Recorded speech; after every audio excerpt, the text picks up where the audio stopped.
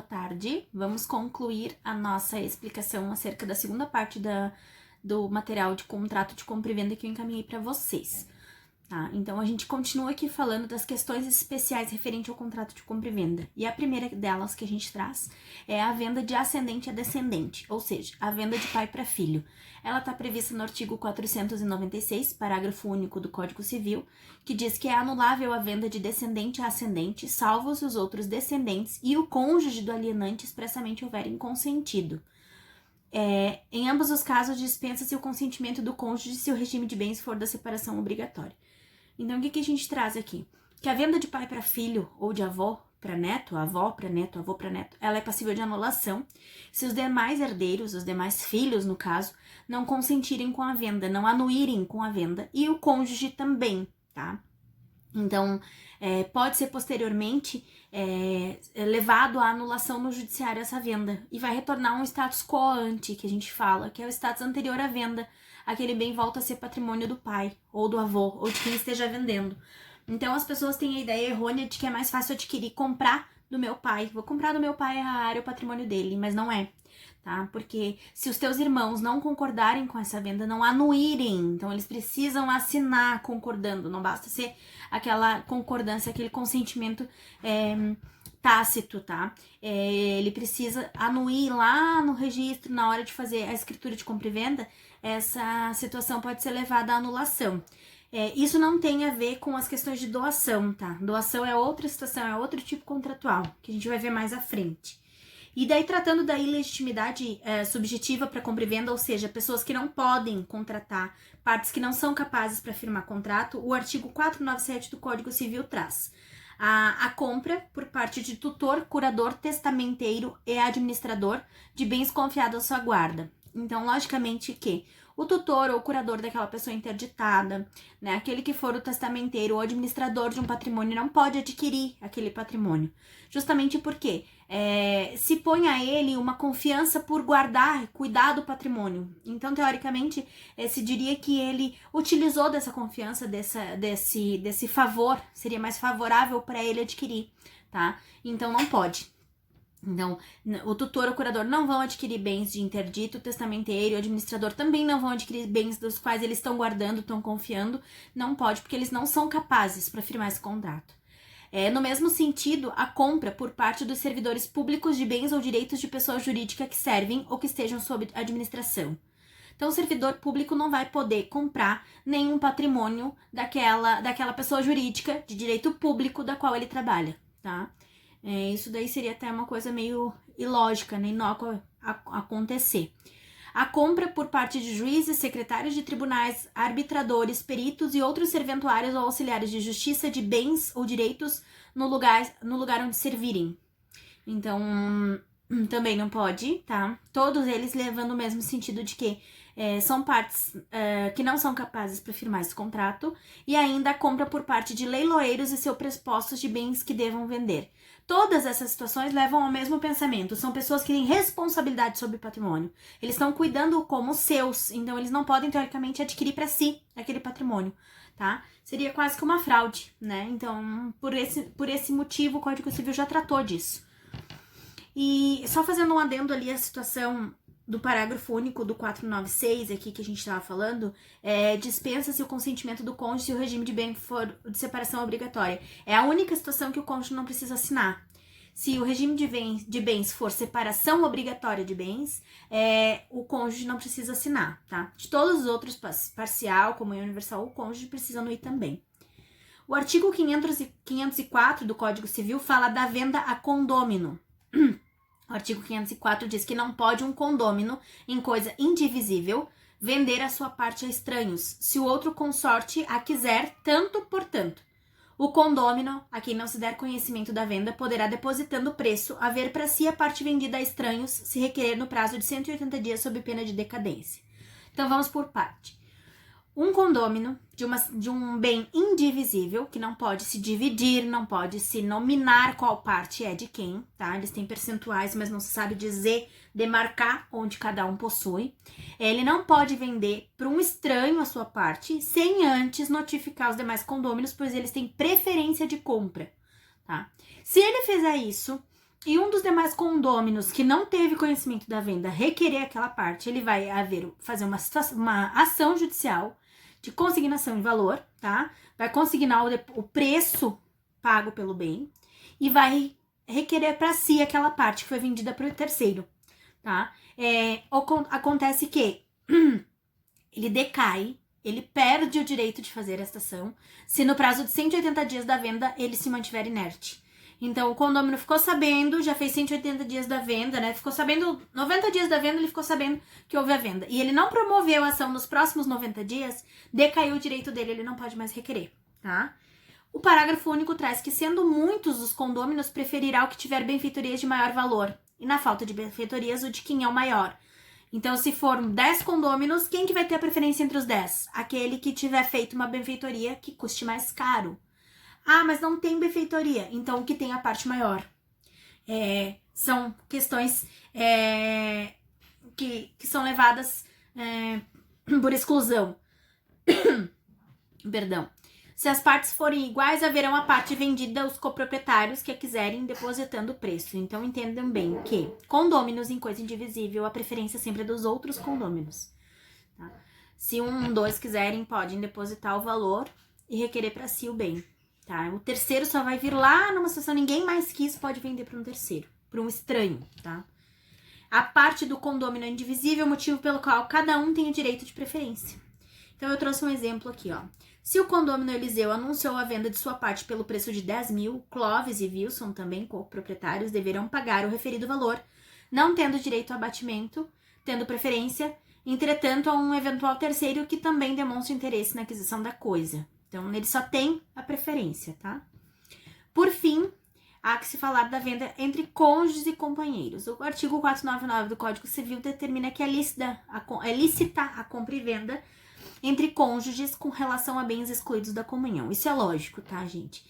Casal que casou em comunhão universal de bens, o patrimônio é comum. Então, não tem lógica, não teria por que fazer um contrato de compra e venda de um bem de um para outro, porque é dos dois. A mesma coisa acontece com os bens em casamento de comunhão parcial de bens. Os bens após a comunhão são do casal. Então, não tem porquê. Agora, se um casal casado em comunhão parcial de bens e o marido quer vender para a esposa um apartamento que ele tinha antes de casar, esse bem não integra, tá, o patrimônio do casal. Então, ele pode vender. Nesse caso, é lícita a negociação. Aí, nós trouxemos aqui que venda há de corpus e há de mensuram. O artigo 500 do Código Civil trata dessa hipótese de aplicação a bens imóveis. Fala que, se na venda de um imóvel se estipular o preço por medida de extensão ou se determinar a respectiva área e esta não corresponder, em qualquer dos casos as dimensões dadas, o comprador terá o direito de exigir o complemento da área, não sendo possível de reclamar a resolução do contrato ou abatimento proporcional do preço. O que isso quer dizer? Essa estipulação ela é chamada de venda ad mensuram. O preço é calculado com base nas dimensões do imóvel. Tá? Então, normalmente isso daqui é feito para áreas rurais, por exemplo. As dimensões sejam menores, e se no caso da compra e venda as dimensões sejam menores que o acordado, o comprador pode exigir que o vendedor complemente o terreno, né, lhe entregando a parte qual havia acordado, e se isso não for possível, aí ele pode pedir a extinção do contrato ou o abatimento do valor. Então, vamos imaginar que estou negociando para comprar 50 mil metros quadrados de uma área rural e o valor é R$1.000 do metro quadrado. Eu vou pagar 50 mil reais, né? R$1.000 por 50 mil metros, vou pagar 50 mil reais. E aí, o que acontece? R$1, aliás, desculpe. Aí, o que acontece? Na hora de fazer a negociação, de passar a escritura, eu descobri que o terreno não tem 50 mil metros, o terreno tem 45. E eu comprei por área. Eu paguei 50 por 50 e tô pagando 50 e recebendo 45. Aí eu vou mover uma ação requerendo que o vendedor me entregue os outros 5 mil metros quadrados que ficou faltando. Acontece que ele não tem de onde tirar, porque o terreno não tem 50 mil metros, ele tem 45. Então, o que eu vou pedir? Ou eu peço a extinção do contrato, ou eu peço o abatimento do preço, para que ele me devolva os 5 mil que eu paguei a mais, tá? Isso é venda ad mensuram, eu compro por área, tá? Não é pelo total, eu compro por um pedaço, cada pedaço custa um valor, vou comprar por metro, tá? Porém, se em vez de faltar, sobrou tá? Tô comprando a mais, o comprador, eu posso escolher entre pagar o valor que falta ou devolver esse pedaço de terreno pra pessoa, tá? Porque eu não sou obrigada a ficar com o total. Aí, desde que o vendedor também prove que tinha motivos para não saber as medidas exatas de que vendeu. Isso daqui quase não se aplica, porque hoje em dia a gente tem como fazer a topografia do terreno, medição total. Então, para quem vende áreas maiores, assim, normalmente é aplicado assim. As compras ad mensuram se contrapõem às compras ad corpus, que são feitas aquelas baseadas na coisa em si, independente das medidas. Tá? O parágrafo 3º do artigo 500 prescreve que não haverá complemento da área nem devolução de excesso se o imóvel for vendido como coisa certa e discriminada, tendo sido apenas enunciativa a referência às suas dimensões, ainda que não conste de modo expresso ter sido venda ad corpus. Então, se eu comprei uma fazenda de porteira fechada, eu tô pagando pela fazenda de porteira fechada, não tô pagando pela metragem, tá? Então, aí não tem como você nem devolver valor, nem devolver excesso de imóvel e nem abater valor. A lei não exige que para uma venda se caracterizar como ad corpus que o contrato diga expressamente, tá? O juiz, para decidir se é ad corpus ou ad mensuram, ele vai apurar a intenção das partes para consultar o contrato, vai analisar o caso concreto. Isso daqui vai ser visto caso concreto. Cada situação é uma situação, e tem que ver qual foi a intenção da parte que vendeu, se houve dolo no vender, né, ou não. Então, ele vai analisar essa situação. Ele vai inferir se o objeto da venda foi uma coisa certa ou se foi uma área. A promessa de compra e venda a gente já falou em aula há alguns dias, e a promessa de compra e venda ela é uma espécie de contrato. Ele é um contrato preliminar celebrado entre as partes, e o objeto dele é a elaboração de um contrato de compra e venda futuro, tá? De um contrato definitivo. Ele está regulamentado nos artigos 1417 e 1418 do Código Civil, e pode ser escritura pública ou uma escritura particular. Se for um imóvel, nos casos do artigo 108 do Código Civil, que supera 30 salários mínimos, tem que ser obrigatoriamente por uma escritura pública. E nesse caso especificamente, o direito do comprador ele vem da celebração do contrato, de um direito posterior, de um direito real sobre a coisa, tá? Similar à propriedade. Caso o contrato de compra e venda não seja cumprido pelo comprador, ele será constituído em mora e perde a posse do bem, tá? A promessa de compra e venda refere-se a um contrato preliminar celebrado entre as partes cujo objeto é a elaboração de um contrato de compra e venda. O próprio nome já diz, é uma promessa de fazer uma compra e venda posterior.